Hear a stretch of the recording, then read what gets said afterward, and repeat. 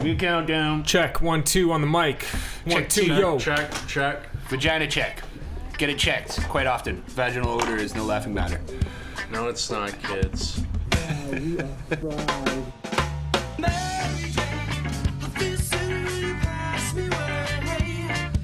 Sean was like the Matrix before the Matrix.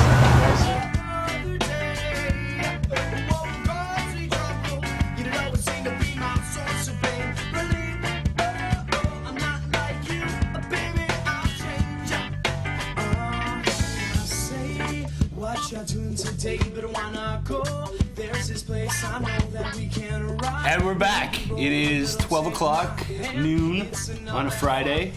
My doors are open. I have a cigarette in my hand in my house, which can only mean one thing. Another episode of Chronic Fatigue is in the heezy for cheesy. Joining us is a very special guest today, Mr. Andy Collett. Glad to be here. Thank you very much for joining us. Glad to have you, Andy. Thanks for coming in. Oh, I guess we should introduce ourselves, right? Travis Cut, yeah. Dave G. Dave G. Y'all know who we are if you've watched or listened. The last one of our few subscribers or viewers on YouTube, as we are now offering. But David gave me some very good news today about YouTube. Yeah. David, would you like to share with everybody? I'm very happy to announce that we have been awarded on YouTube with an award, and we are in the top 100 most subscribed Canadian comedians for the month of November. Excellent. All right. Woo! Yeah, celebration. Drink to that. Cheers, a coffee cheers all around. Coffee cheers. Gentlemen, coffee cheers. Cheers. Paper cups don't make much of a cheers sound. No, they do not. They definitely do not. So, Andy, you are a friend of mine for a long time. Why don't you tell everybody a little bit about our history as friends?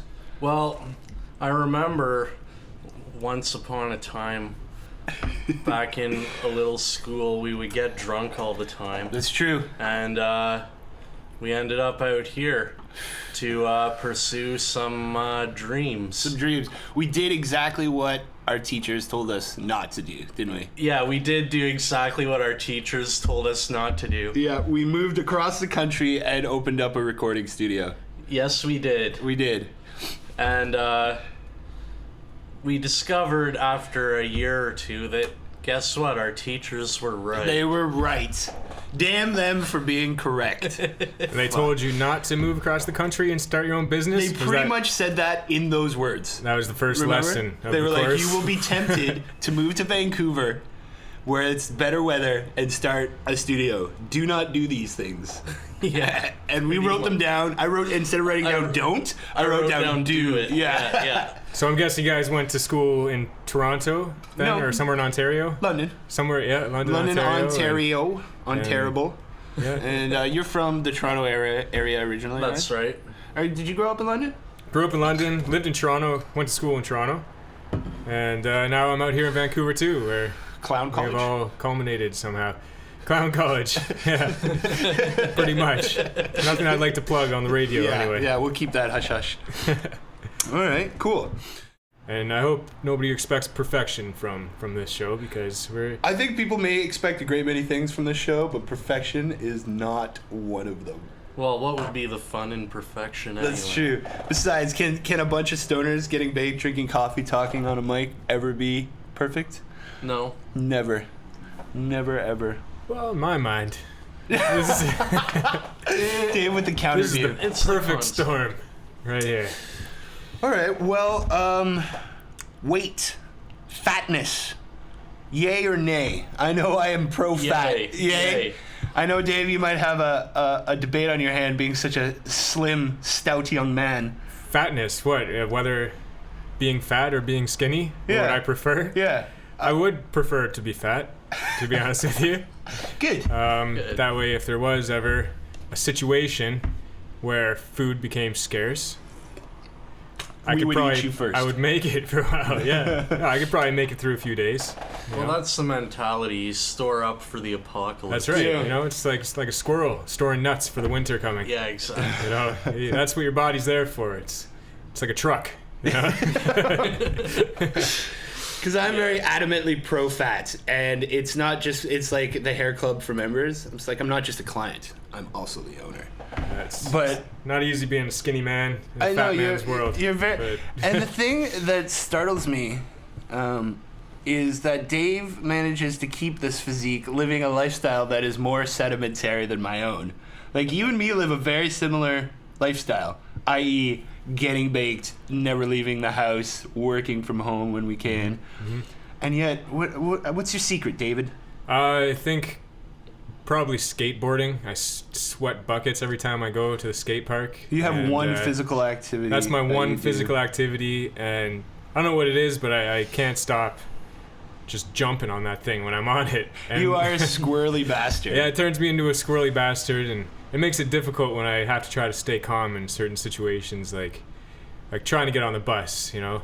I was talking about that before, and usually I don't like to support the Skytrain system because of the high costs and, you know, heavy usership, and you're always crammed in there like a sardine. And it's too expensive anyway. But I went on there today, and there's no more free Skytrain. It's complete police state lockdown. Yeah. And they had about Gestapo tactics. Oh yeah, I should have known before I went up the escalator to the place. They had a bunch of people with orange coats on with these little electronic gadgets, just waiting for something, and something wasn't quite right. It was really quiet. You smelled something not something quite right. Something was up. So I got to the top of the elevator. As soon as over the peak of that last step disappeared, you could see about 20 security guards just waiting for the overpass there, and I just turned right around, and they started yelling at me at my back, "No fair! No fair! No fair!" Just like a bunch of like vacant-eyed security guards, just like, "No fair!" Get put the my hat interloper. Down, try to act casual. Got right to that machine, bought a pass, and you know the cost of producing this podcast just got about $5 more expensive every time. Due to transit, it literally doubled its budget just because of budget. 100% more cost if you're paying. That's too funny. You know, I guess they have to pay for the Skytrain somehow. So you stay thin by dodging security guards and being squirrely for the most part. Yeah. Because I find the older I get, the less I care about that shit. What about you, Andy? About being fat? Yeah. Yeah, I find that you know, as you get older, your metabolism slows down. Yeah, but what about, do you care anymore?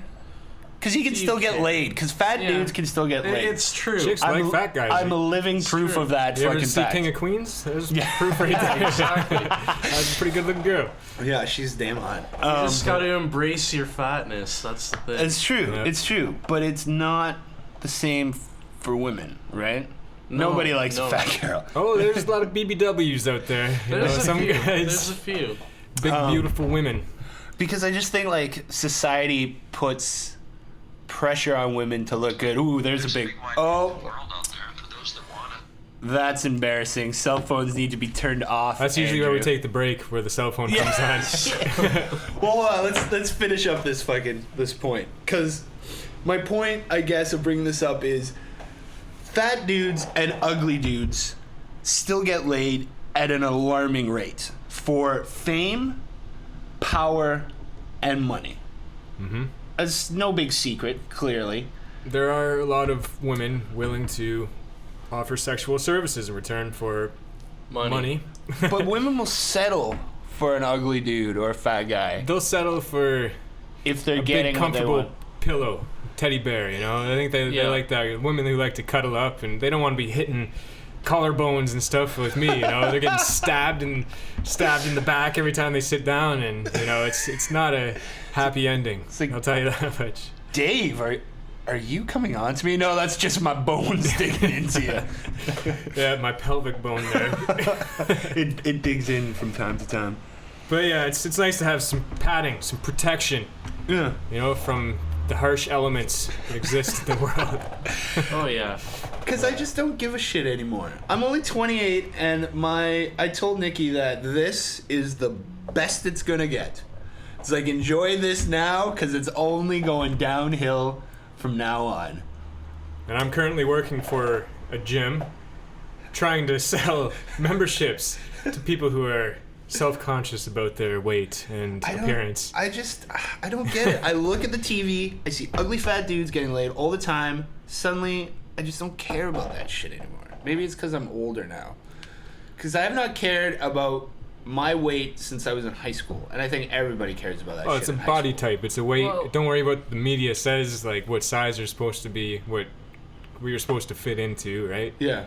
Just everybody's a different size, and as long as you're not morbidly obese or your body fat is out of hand. Yeah, I'm regular you can fat. Get out the door and walk around, you're good. Exactly. Yeah. I look forward to when I need a rascal to get around. Yeah. A little wheelchair.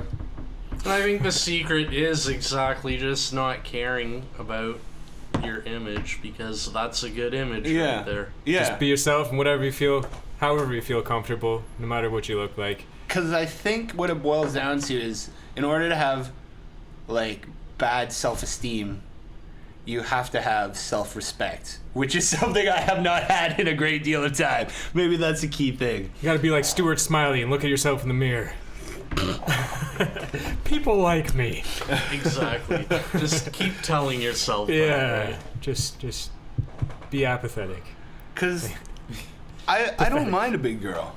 Like, nothing extreme, but a little extra love patting is never bad. Cushion for some pushing. I'm a boobie man, so I know that, like, weight and boobie size are kind of linked, because I don't like fake titties. I think there's a ratio of hip to waist to breasts. Exactly. No matter how big or small they are, as long as that hourglass shape is there, Yeah. you can tip it over and flip it and go for hours. But I want, do you remember seeing, like, in history books or something, those, like, cavemen fertility dolls that are, like, headless and they just have a giant ass? It's called the Venus de Milo.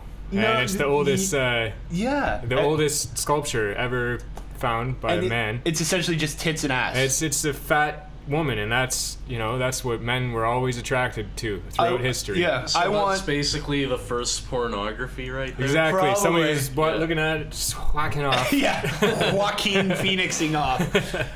Yeah, that's what I like. I want a fertility doll image. A fertility goddess. Eh? I don't know. Ass or boobies, Andy? Ass and boobies. No preference to one or the other? I like it all. I like an ass with nipples on it, so it looks like boobies. If only we could somehow put nipples on an ass. Then it would be amazing. Then I would be an ass man. Yeah. Pink or brown nipples, David? Which do you prefer? Oh, I think I already know the answer to this, considering what type of woman you date. Purple. Purple. Purple nurples. Oh, God. Fuck. I don't know. I think they change colors, depending on the mood that they're in. It's like a mood ring. Oh shit, her nipples are black. She is pissed off today. Do not even talk to her. I like pink nipples. I'm not afraid to say it. Mm-hmm. Damn it. I'm a pink nipple fan as well. Not the brown I like nipples. brown nipples Not too. the brown nipples are anything bad. I have enjoyed a brown nipple or two in my day. I do enjoy brown nipples as well, I'm not gonna lie. Yeah, I mean, nipples are a good thing. It's kind of more like easy to find. They stand out. More of a contrast ratio. It's just like, who put those Hershey Kisses on your chest like that? Just little brown Hershey Kisses. I remember, this is an embarrassing story. It'll stay just between the three of us and the two people that actually listen. I remember the day when I found out that my nipples... Bye.